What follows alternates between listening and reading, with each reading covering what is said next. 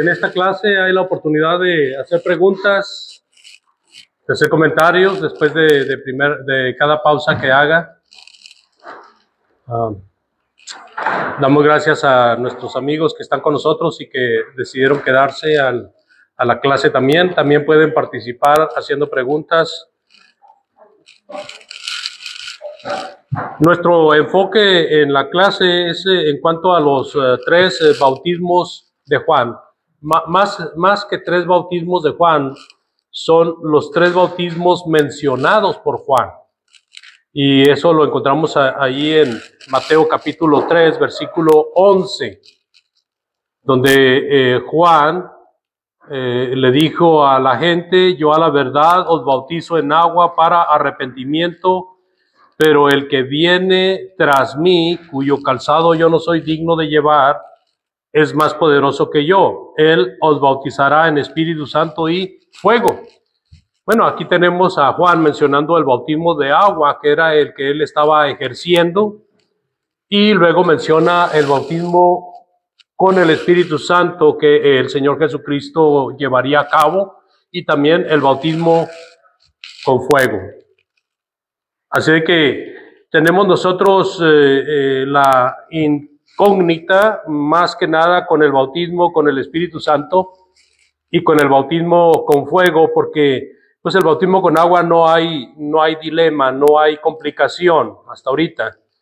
Por eso nuestra discusión no es sobre el bautismo de agua, sino más bien acerca de el bautismo con el Espíritu Santo, ya que nuestros amigos de corriente pentecostal, ellos hacen un mal uso del bautismo con el Espíritu Santo.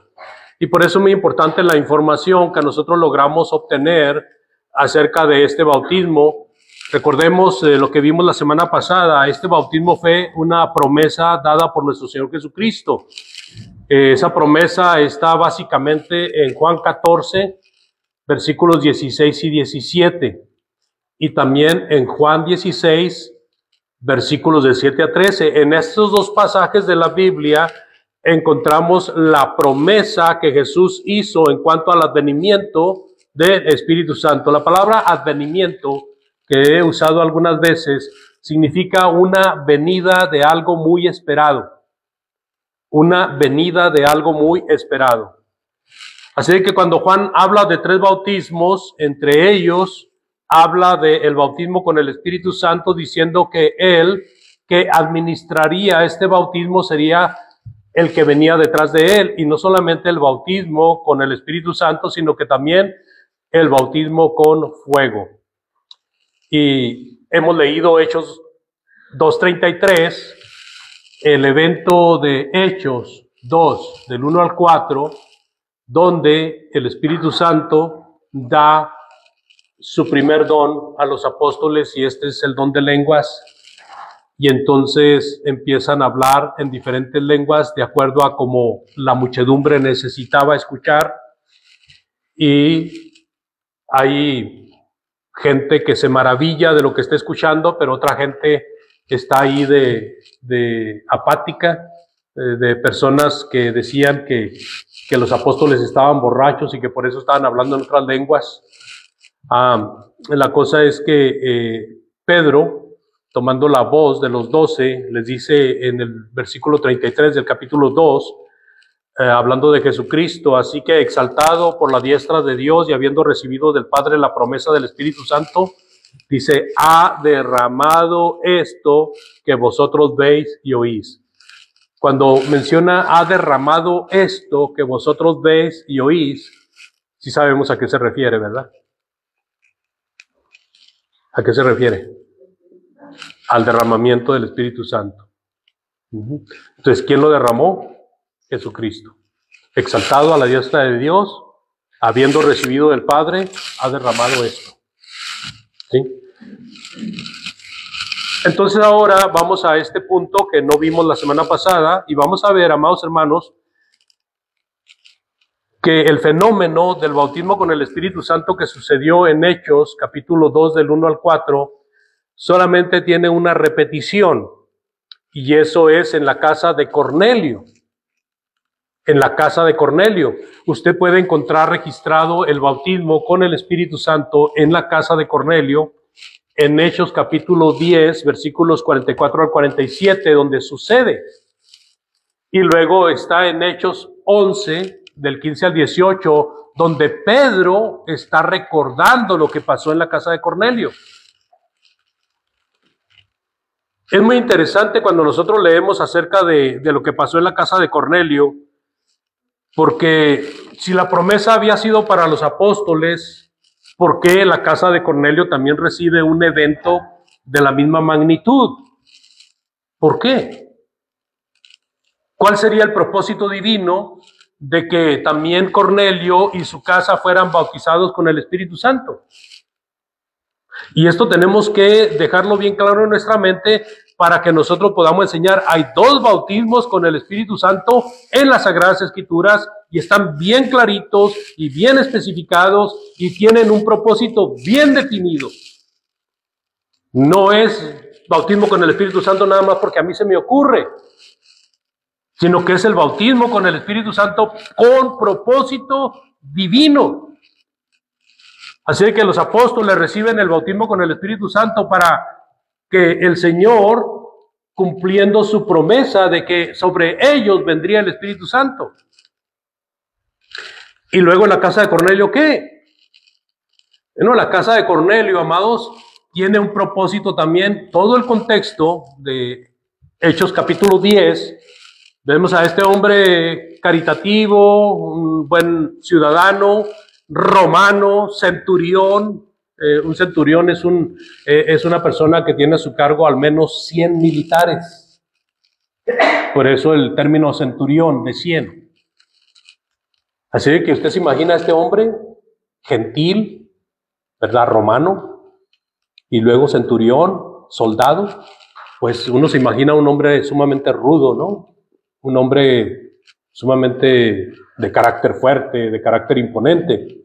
Pues no, este hombre era muy noble. ¿Por qué? Porque él había aceptado a Dios a la usanza de los que eran prosélitos. Y él hacía oración y ayudaba a la gente pobre de entre los judíos. Entonces el ángel se le aparece y le dice a Cornelio: Dios ha oído tus oraciones han subido a la presencia de Dios y tus buenas obras. ¿Por qué? Porque Cornelio ya estaba sirviendo a Dios a la usanza del Antiguo Testamento. Ahora le dice el ángel: manda a Jope, o sea, una ciudad, para que traigan a Pedro. Y Pedro te va a hablar palabras por las cuales puedes ser salvo, o palabras de salvación. Y Cornelio ocupa a dos de sus siervos y manda a traer a Pedro.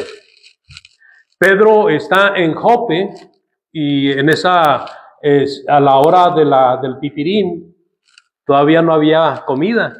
Se asomaba a la cocina y pues no estaban las hermanas ahí cocinando, ¿verdad? Ya había hermanas, Pedro ya era cristiano, ya era convertido, y ahí estaba con unos hermanos. Y se asomaba a la cocina y veía que las hermanas no estaban en la cocina. No se veían los sartenes, ¿verdad? Y como dijo el hermano Omar, pues nomás a los pobres no nos dan café.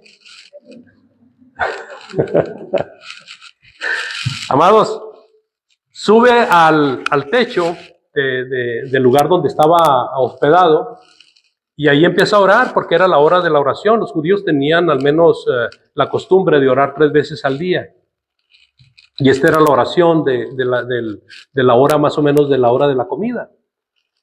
Y cuando él está orando, ve una gran sábana, un lienzo blanco que bajaba del cielo con toda clase de animales. Cuadrúpedos, reptiles, de uña hendida y de toda clase de animales. Especialmente animales que en el Antiguo Testamento habían sido prohibidos, que habían sido considerados inmundos. Y entonces una voz del cielo le dice: Pedro, mata y come. Y entonces Pedro, viendo los animales aquellos, dice: Señor, cosa inmunda jamás ha entrado por mi boca. Y entonces Dios le dice: no llames inmundo lo que Dios limpió. Y todavía estaba con esta situación, Pedro, confundido en su mente, con ese éxtasis que había tenido, baja y ahí lo están esperando los hombres de Cornelio para llevarlo al lugar donde está Cornelio. Y entonces Pedro todavía dice, bueno, pues ¿qué pasará? Bueno, hermano, ven, vamos allá, vamos con estos hombres a una casa de un centurión llamado Cornelio. Y se trae a otros hermanos para que sirvan de testigos. Judíos, cristianos, Pedro y otros 2 o 3 que él toma, y aparte los que había mandado Cornelio para que fueran por él. Llegan a la casa de Cornelio. Cornelio, en cuanto los ve, amados hermanos, se va hacia Pedro y se hinca ante Pedro, le hace reverencia. Y le dice, Pedro, no hagas eso, Cornelio, yo soy hombre igual que tú. Y Pedro les empieza a predicar, amados hermanos, haciéndoles ver, bueno, ustedes saben que para el judío es inmundo entrar a la casa de un gentil, pero Dios me ha mostrado que no llame inmundo y que ya no hace acepción de personas. Pedro entendió que la visión del lienzo era para mostrarle de que Dios ya no hacía acepción de personas.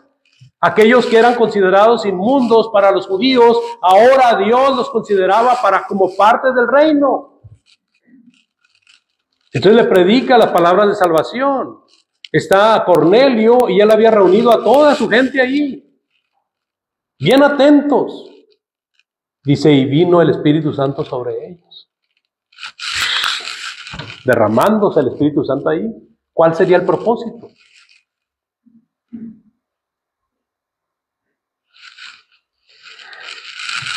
El propósito, amados hermanos, era simple y sencillamente de dejar bien claro de que también los gentiles, al igual que los judíos, entraban en el plan de salvación divino.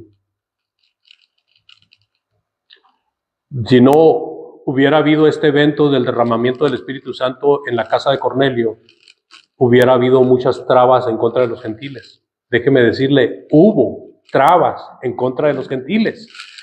Pero si no se tuviera el antecedente de este evento, hubieran sido las trabas más poderosas. Usted puede leer Colosenses y va a haber problemas entre judíos y gentiles. Usted puede leer Efesios y va a haber problemas entre judíos y gentiles. Usted puede ver Filipenses y Colosenses y en todas estas cartas usted va a ver problemas entre los judíos y los gentiles. Los hermanos de Antioquía estaban recibiendo noticias de que no podían recibir a los gentiles a menos de que se circuncidaran. Y es cuando se hace aquella comisión, vienen de Jerusalén los apóstoles, tratan el asunto con los ancianos de la iglesia y toman la determinación de que a los gentiles no se les debe de poner obstáculos, que solamente se les encargue que se abstengan de fornicación, de animal hogado, ¿y de qué más? Y de idolatría. Sí, de sangre. De fornicación, de idolatría, de animal hogado y de sangre. Era lo único que debían de observar los gentiles, porque ellos eran muy dados a estas cosas. Pero no decirles que se tenían que circuncidar o que tenían que guardar los días de reposo, etc.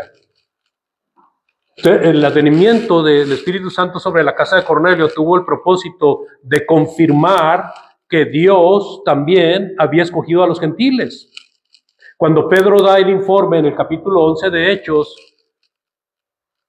cuando da el informe y dice cómo cayó el Espíritu Santo sobre la casa de Cornelio, entonces los hermanos, en vez de estar poniendo obstáculos, dijeron, gloria a Dios que también a los gentiles les ha dado el arrepentimiento. ¿Se fijan? Entonces ese evento sirvió para confirmar que Dios ya no hacía acepción de personas.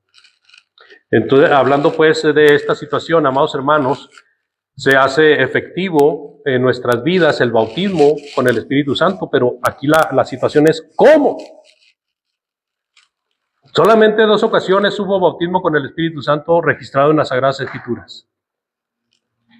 Ahora, yo hoy, como miembro del cuerpo de Cristo, como persona que he venido a obedecer a Cristo, ¿debo de ser bautizado con el Espíritu Santo?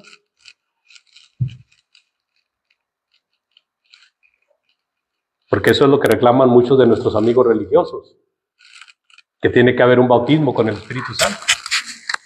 Y luego usan a Juan capítulo 3, donde Cristo le dijo a Nicodemo, si no nacieras de agua y de espíritu, no eres parte del reino. Entonces, la pregunta es, ¿cómo contestamos a eso? ¿Cómo explicar que nosotros no necesitamos el bautismo con el Espíritu Santo? ¿O usted cree que sí lo necesitamos? ¿Qué cree usted? ¿Necesitamos el bautismo con el Espíritu Santo, sí o no?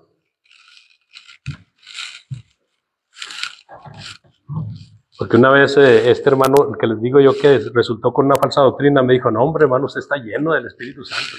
Ay, hijo, gracias hermano, me siento en las nubes, ¿verdad? Amados hermanos, nosotros, a partir del último evento del bautismo con el Espíritu Santo, todos los cristianos que vinieron posteriormente a servir al Señor reciben el beneficio de esos dos eventos. No con ser bautizados con el Espíritu Santo, sino con lo que se facilitó a partir de ahí, hermanos. A partir de ahí se facilitó de que el Espíritu Santo fuera dado a cada uno de los que vienen a Cristo.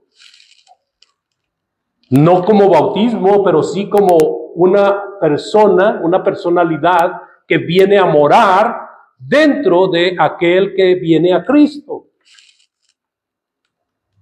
Amada hermana Pati. Es cuando ya obedecemos el Evangelio. Sí, sí. O sea, nosotros obedecemos el Evangelio y no estamos esperando el bautismo con el Espíritu Santo como para que nos confirme, sino que lo que nos confirma es la palabra que dice, y recibiréis el don del Espíritu Santo. Cecilia.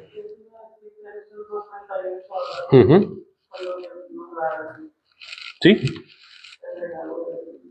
Cuando Pedro les dice a aquellos como 3,000 que se habían arrepentido, que estaban compungidos de corazón, cuando Pedro les dijo, arrepiéntanse y bautícese cada uno de ustedes en el nombre de Jesucristo para perdón de los pecados, y luego, al momento de hacerlo, van a recibir el don del Espíritu Santo.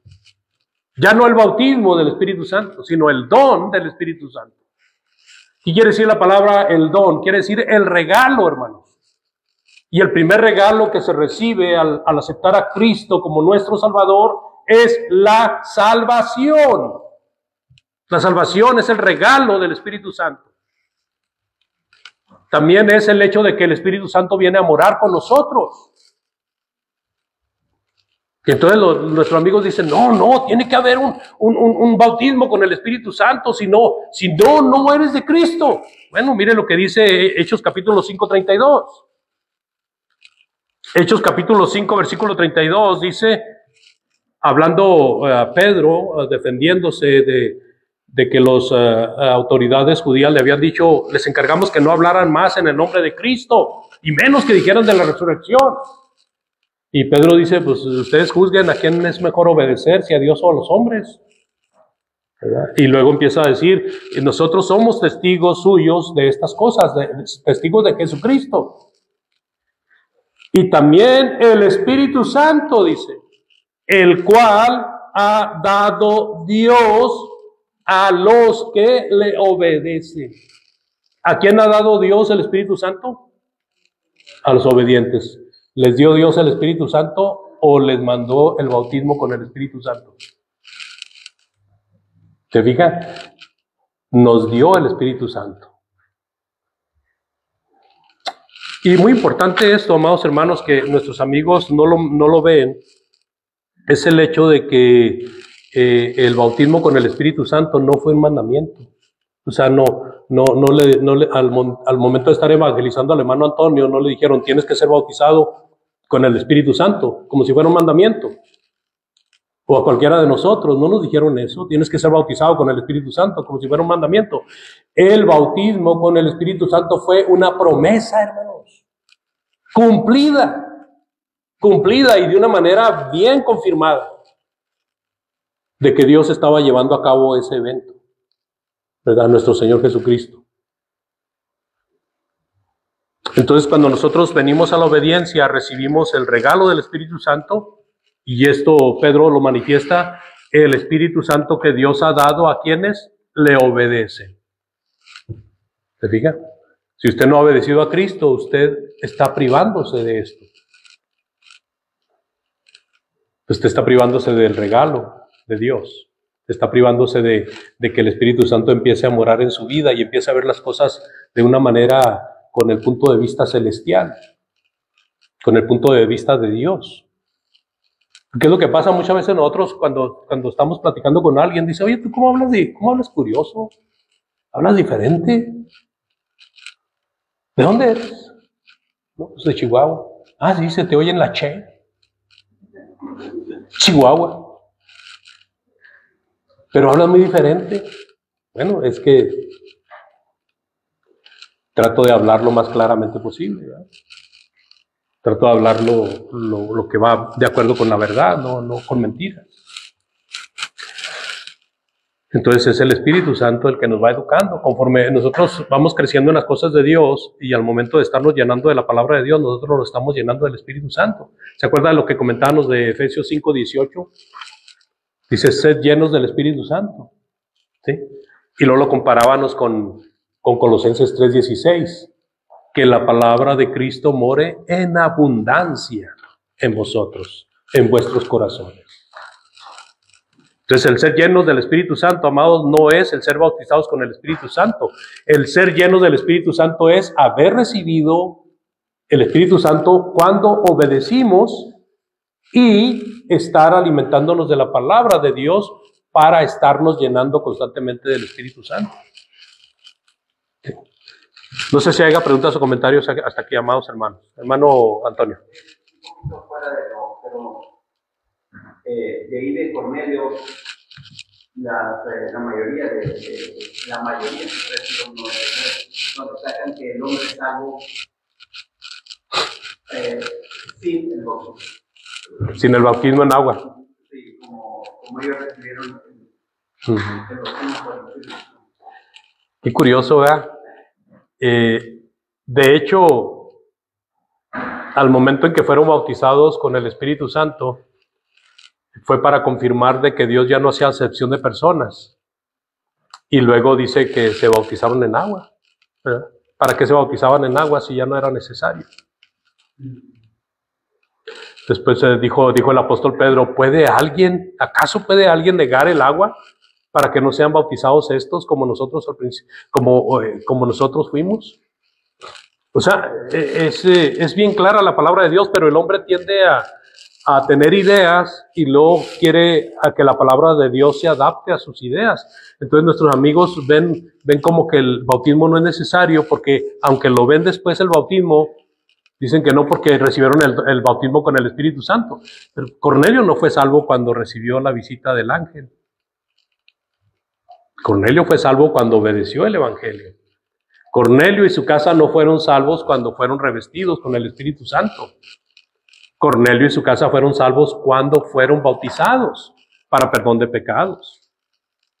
Es lo que nos enseña la Escritura.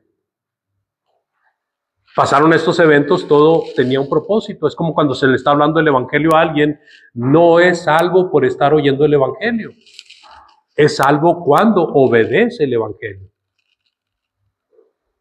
Sí. ¿Algo más, amados? Hermana Nancy.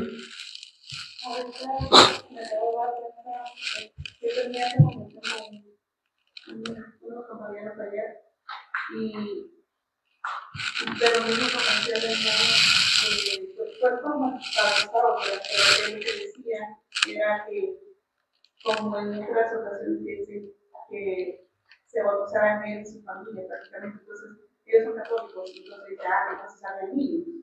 Pero esta parte acá del texto dice que dado a los poderes, los niños no. Los niños no van a comprender eso y no van a absolutamente obedecer. Entonces, como es un buen punto. Sí. Y eso es lo importante, hermana, de tomar en cuenta cada palabra que leemos. Que ahí la palabra que le obedecen es clave para decir no había niños ahí. ¿Por qué no había niños? Porque pues los niños, ¿cómo van a obedecer? Son inocentes. Es como cuando dice el Señor Jesucristo, el que creyere y fuere bautizado será salvo. Los niños no pueden creer, no tienen la capacidad para creer en el Evangelio. Entonces, por esa razón, no. Ahora, esto de que había niños está en la mente de ellos, no, nunca lo dice la palabra. Cuando dice la familia, pues lógicamente la familia, pero sujetándose a lo que es conforme al mandamiento de quienes deben de ser bautizados, ¿verdad? Si en la familia había un perro, ¿a poco al perro lo iban a bautizar también? Pues ya ve que ahora los animalitos forman parte de la familia. En aquel tiempo también, hermano.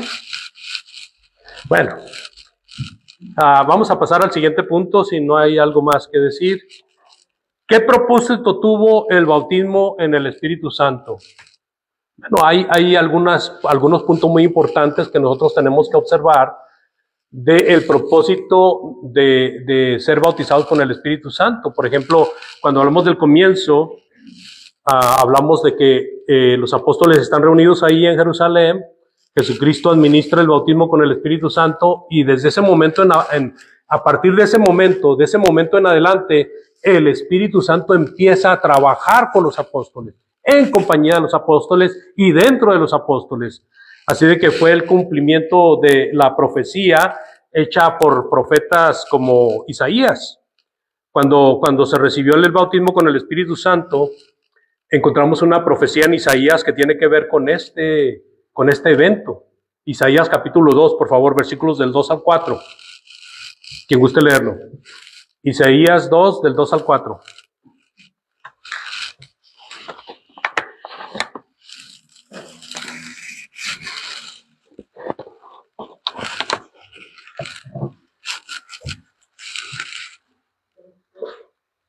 ¿Cómo dice ahí, por favor? Acontecerá en los postreros de los tiempos que será confirmado el nombre de la casa de Jehová como cabeza de los montes y será exaltado sobre los poblados y correrán a él todas las naciones. Sigan, hermano. Y vendrán muchos pueblos y dirán, venid y subamos al monte de Jehová, a la casa del Dios de Jacob, y nos enseñará su camino y caminaremos por sus sendas. Porque de Sion saldrá la ley y de Jerusalén la palabra de Jehová. Amados, esta profecía dada cerca de 700 años antes de que Cristo viniera, tiene que ver con el evento después de la muerte, resurrección y ascensión de Jesucristo. Tiene que ver con el evento en que de Jerusalén saldría la palabra de Dios a todas las naciones. Y todas las naciones iban a ir a Jerusalén. La palabra Sion es Jerusalén, es la ciudad preferida de Dios hasta ese momento. Por eso hay un himno que dice, a Sion camina. Bueno, no tan desentonados, ¿verdad? Pero así dice. Y la Sion celestial, pues es la Jerusalén celestial. Entonces Isaías había profetizado y así muchos profetas, una profecía más clara y que el apóstol Pedro la usa para ubicar qué es lo que está pasando allí, es la de Joel capítulo 3, versículos 14 al 16, por favor. Joel 3, 14 al 16. Muchos pueblos en el valle de la decisión, porque cercano es el día de Jehová en el valle de la decisión. El sol y la luna se oscurecerán y las estrellas retraerán su resplandor. Y Jehová regirá de Sion y dará su voz desde Jerusalén, y temblarán los cielos y la tierra. Pero Jehová será la esperanza de su pueblo y la fortaleza de los hijos de Israel. Así es, cuando Joel está dando esta promesa, amados, estamos hablando de 400, 500 años antes de Cristo. Está apuntando hacia el evento que pasó en Jerusalén en el día de Pentecostés, cuando los apóstoles fueron revestidos con el Espíritu Santo y el Espíritu Santo empezó a trabajar con los apóstoles. Aquellos que dijeron, estos están llenos de mosto, refiriéndose a que estaban borrachos, pues Pedro les dice, no, esto fue lo que dijo Joel. Y Pedro cita esta porción de la Escritura.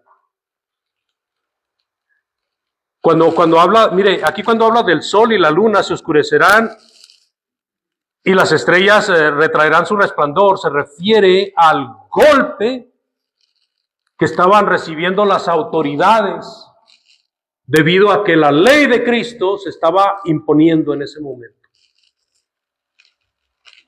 Las autoridades religiosas lucharon con todas sus fuerzas en contra de Cristo para que no se llevara a cabo esto. Pero al estarse llevando a cabo esto, su luz se retraía, su poder bajaba, su influencia era menor. Cuando habla del sol, la luna y las estrellas se está refiriendo a autoridades. Son las autoridades judías y las autoridades romanas que fueron opacadas con el evento del día de Pentecostés, porque ese día se empezó a hablar de la ley de Cristo. Hermano Javier. Uno de los mayores problemas del mundo es no conocer los tiempos de Dios. Cuando dice que el apóstol Pablo tuvo que ir a Jerusalén a decirle que ya Dios también los gentiles podían entrar a ese. El apóstol Pedro. El mismo pueblo judío hasta ahora está con el mismo, esperando según ellos un Mesías que va a llegar. Cuando hablamos de lo que pasó en ese tiempo, ¿cuántas cosas? Pues ahora teníamos un versículo ahí que dijo yo, para que reciban el don del Espíritu. Recuerda que había muchos dones en la iglesia, por ejemplo en Corintios, había un problema con nosotros. Pero hablar en lenguas, y los judíos con guardar el sábado, el día de quemar incienso, muchas cosas, ¿verdad? Que hoy en día son lo que hacen que divida todo este. Una mezclanza entre los tiempos antiguos, las prácticas del antiguo con las prácticas del nuevo, y todo el mundo va a la palabra de Dios. Pero no se conocen los tiempos de Dios porque uno en un momento está hablando Dios de una manera y comienza a hablar de otra. O sea, de una manera está hablando, por ejemplo, las alegorías. ¿Verdad? Como por ejemplo dice, hay personas que se toman la cena del Señor y dicen que se están comiendo el cuerpo literal y el cambio también literal. La transubstanciación que le llaman, una palabra que quiere decir que se convierte, ¿verdad? Y Jesús había un hermano de esta mañana que estaba hablando de eso. Cuando uno va a la palabra de Dios, Jesús está, por ejemplo, dice el hermano, ¿qué es lo que bendecimos? ¿El contenido o la copa de Dios? Bueno, una vez dice esta copa, pero está diciendo el contenido. Entonces, hermano, tengan cuidado con la palabra. Dice hermano.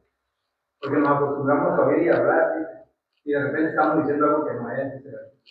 A unos cuantos nos pasa eso. ¿Entiendes? Cuando no conocemos los tiempos de Dios, hablando de lo que pasó en el primer siglo, por ejemplo, yo estaba leyendo Isaías 53, habla de los sufrimientos de Cristo, Él llevará nuestros pecados en el madero y todo eso.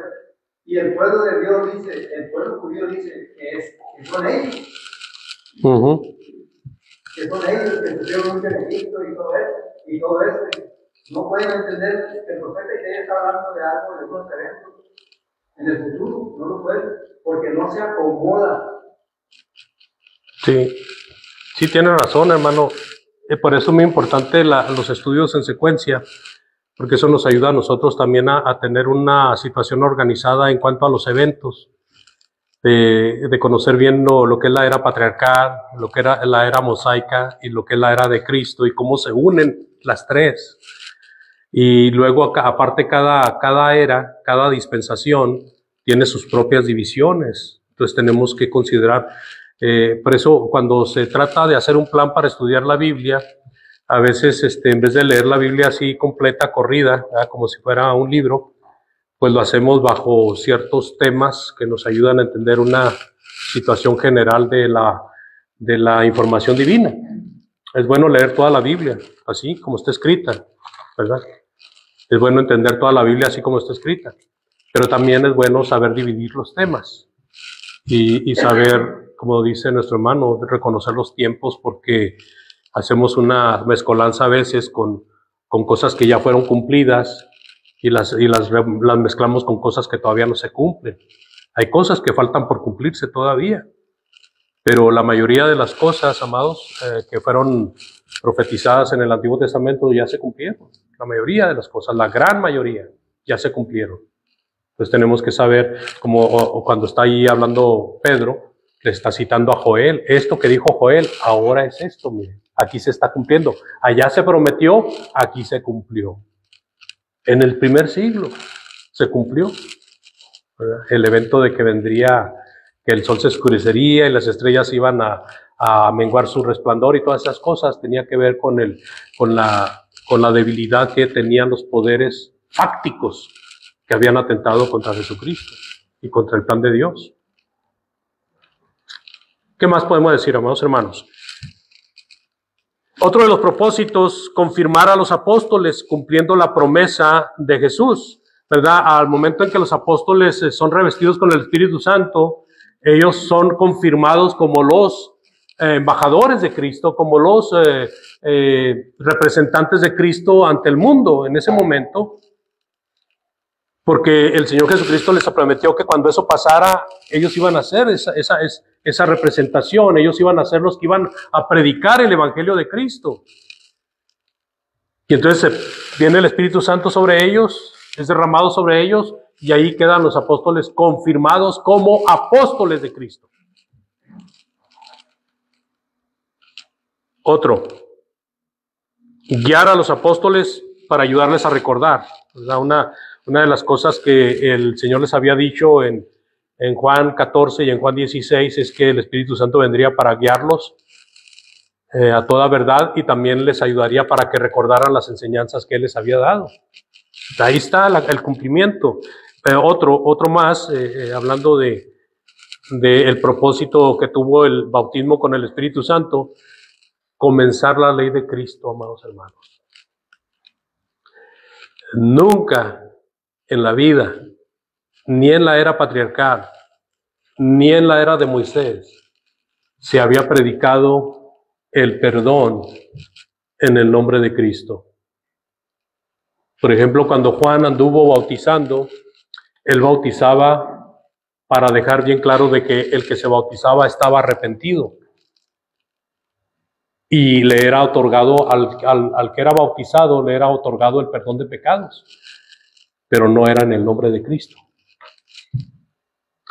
Entonces, cuando viene el día de Pentecostés, después de que los apóstoles son revestidos con el Espíritu Santo, empiezan a predicar a esas almas que se habían reunido en Jerusalén de todas partes del mundo, como dijo Isaías, que vendrían de todas partes. Ahora es predicada por primera vez la ley de Cristo. ¿Cuál es la ley de Cristo? Arrepiéntase y bautícese cada uno en el nombre de Cristo para perdón de los pecados y recibirá el don del Espíritu Santo. Eso no se había predicado. Predicar el Evangelio y la ley. Esto es lo que tienes que hacer. Esto es lo que tienes que obedecer. Hermano Antonio. Sí.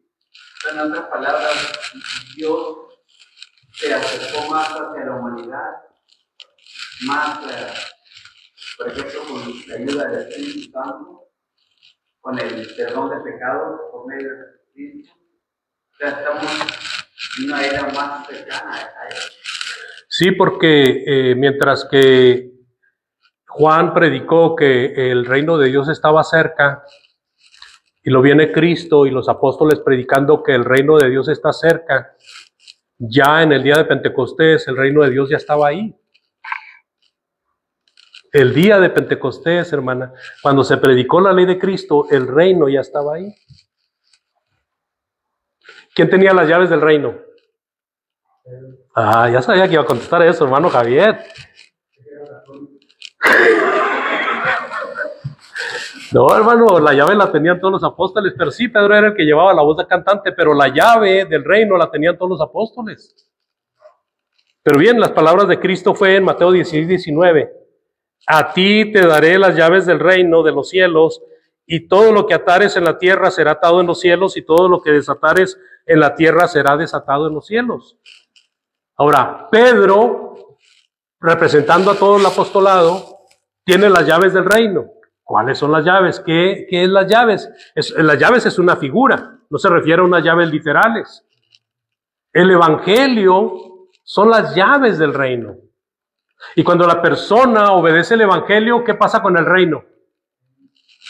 Se abren sus puertas y la persona entra al reino. Se fija, ahí está predicado, ahí está cumpliéndose lo que el Señor Jesucristo le había dicho a Pedro y a los apóstoles. Él lo hace al evangelio, como dice el apóstol Pablo, parece en Romanos 1 dice, Él lo hace ese poder a este reino, porque en Mateo 3 aparece Juan el Bautista diciendo, arrepentidos porque el reino de los cielos se ha acercado.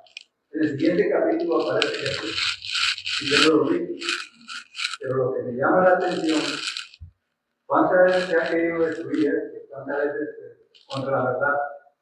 Ya pasaron 2000 años, más de 2000 años pasaron. Y así como se completó hasta el final del siglo I, el Nuevo Testamento sigue perdurando, sigue manteniéndose igual. Sí, no han podido. Cuando se la palabra de Dios, pero se sigue manteniendo la verdad hasta que murió el apóstol, el último, que creo que fue Juan. Cuando escribió Apocalipsis, no estoy seguro. Pero lo que quiero decir es que ¿cuántos reinos había en el tiempo de Daniel? ¿Recuerda que parecía que eran 4? Bueno, no había 4, sino que Daniel menciona a 4 reinos. 4 reinos, se le dice. En los días de estos reinos se levantaron. En el día del último reino era Roma, el imperio romano. Dice, estamos hablando de muchos siglos para atrás. Sí. No sería sentido. Llegó Jesucristo, o sea, vino a la tierra, ¿verdad? Hace 2000 años. ¿Qué quiere decir esto? La eternidad del reino de Dios, el poder del evangelio. Por eso cuando uno entiende el evangelio, uno como dice ahorita, ya no está viviendo nomás aquí para ir aquí en la tierra, sino que se está preparando un sello del Señor para ir allá. Eso es lo que tiene el poder del evangelio. Así de que el propósito que tuvo el bautismo, ¿verdad?, fue precisamente también confirmar el hecho de que el reino empezaba. Mire, el reino empezó gracias a la muerte, sepultura y resurrección de nuestro Señor. Pero oficialmente es establecido el reino en el día de Pentecostés, después de la ascensión de Cristo. O sea que unos días después, porque era necesario que estos embajadores de Cristo fueran los encargados de abrir el reino. Sabía que Cristo podía abrir el reino, pero Él no quiso hacerlo. Él le dio eso a los apóstoles. ¿Qué pasó cuando Jesús se le aparece a Saulo de Tarso en camino a Damasco? La pregunta es, ¿fue salvo Saulo de Tarso porque se le apareció el Señor Jesucristo? ¿Por qué el Señor Jesucristo no le predicó el evangelio? Porque Él le dio eso, le legó eso a sus apóstoles. Entonces, ¿cuándo se abrió el reino para Saulo de Tarso? Cuando le predicaron el evangelio. Esto fue Ananías, le predicó el evangelio y él obedeció. Se abrió el reino para Saulo de Tarso, empezó a ser parte del reino de Cristo. No antes, sino hasta que obedeció el evangelio. El evangelio es el que abre el reino. La obediencia al evangelio permite que entre uno al reino. Pero mire, esto es muy importante y ya con esto concluyo porque ya son las 12. ¿Sí, verdad? Es que yo me confundo mucho con esto del cuarto de hora. Yo pensé que me quedaba media hora, pero no, ya no. El paralelo, amados hermanos, es muy importante. Que así como se establece el reino en el día de Pentecostés, también empieza la iglesia. La iglesia y reino es el mismo estado. Se le conoce como iglesia y se le conoce como reino de Cristo. Pero eso vamos a seguirlo viendo para la siguiente semana, si Dios lo permite. Acuérdense que todavía estamos pendientes con el bautismo con fuego. ¿Comentario final? Adelante. Yo creo que aquí dice, como dicen, contra los pentecostales que dice, confiesa que será salvo. Pero si la persona quiere confesar y conocer el Evangelio, ¿cómo va a aceptarlo? Sí, sí, lamentada confesión de fe, ¿verdad? No sabe nada de Cristo y puede hacer su confesión de fe y ser salvo. Pues no, hay que conocer lo elemental, por qué Cristo vino. Y esto me sirve, hermano, para decirle, Cristo vino a morir por usted y por mí. Y Él quiere que usted venga a Él. Así de que la invitación está en pie. Gracias por su bien atención. Vamos a dar algunos anuncios, hermanos. Nuestra hermana Rosy, como decía al principio, tuvo que salir a Torreón